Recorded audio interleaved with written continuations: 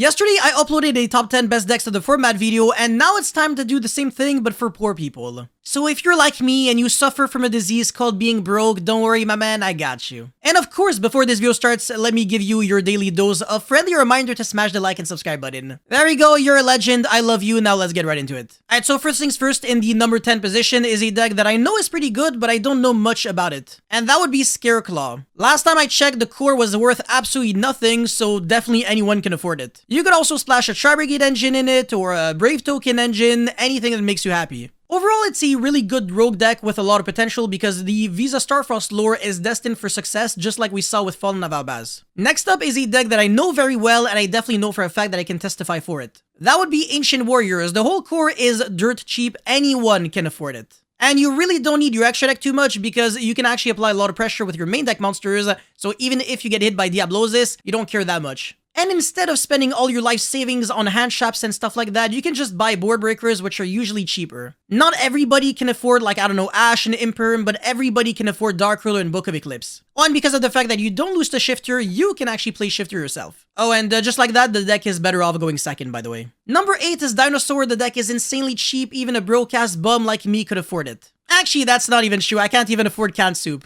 And the cool thing is, it'll actually gain a lot in value because of the new support from Deck Pack, Wild Survivors, or something like that. Number 7 is Madochi, and again, I don't recall anything being expensive, at least not in the actual Madochi core itself. You could play some Ishizu cards in it, or some Vernalizer cards, or Herald of Orange Light, whatever makes you happy again, just like the other decks. It's a cool deck, but I don't know how to play it because I'm stupid and I can't play the game. Number 6 is Mech Mech, a deck that used to be kinda really good, but got worse because of the existence of bestial monsters. Now, I'm not gonna lie, the deck does have a pretty bad matchup against Kashtira, but it's not really the end of the world, I guess. Nonetheless, it's pretty consistent. It can out-Ibli very easily because everything is Cyber, so you can actually play Ibli and give it to your opponent. The deck has a lot of nice options. After that, we've got Elitch, a deck that only really performs well if you deck build it correctly and if the RNGesus loves you. If it's not your day, it's not your day, what can I say? But if you're skillful and talented at the game, unlike me, you should be winning practically every single game where you go first with it. All you have to do is be skillful and simply evaluate which are the best floodgates to play, like Gozen Match is a pretty good one, and then you main deck Lava Golem in Sphere mode, you go second against Kashtira sometimes,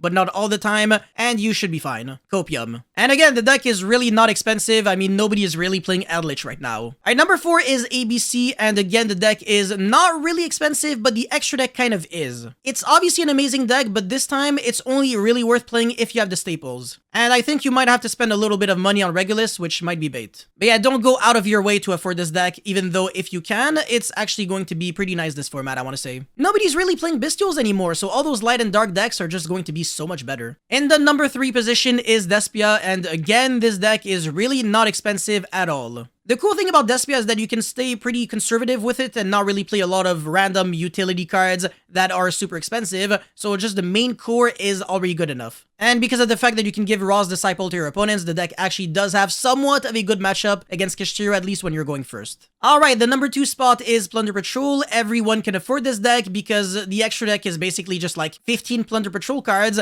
and the main deck are just like Plunder Patrol cards and some staples that you should already have. I'm a big fan of this deck, even though I actually hate playing it, but to each their own, I guess. Alright, now for the cheapest deck of the format. The moment you've all been waiting for. Get ready, because this is gonna shock you. Are you ready? Alright, I'll stop trolling now. And it is Kashtira! I was trolling when I said I'll stop trolling. Haha, Yak sign, haha, very funny, Kashtira, very cheap, haha, Ruffle, Alameda, don't kill me. Jokes aside, the cheapest deck is Sword Soul. Well, it's not the cheapest deck, but it's the best cheap deck there is out there. So if you don't have that much money, but you're also at the same time not the brokest guy on earth, Sword Soul is probably the best way for you to go. It's consistent, powerful, etc, blah blah blah, but I'm not even down to like talk about it anymore because this video has been long enough, so thank you guys so much for watching. Don't forget to like and subscribe, and I'll see you guys very soon. Peace.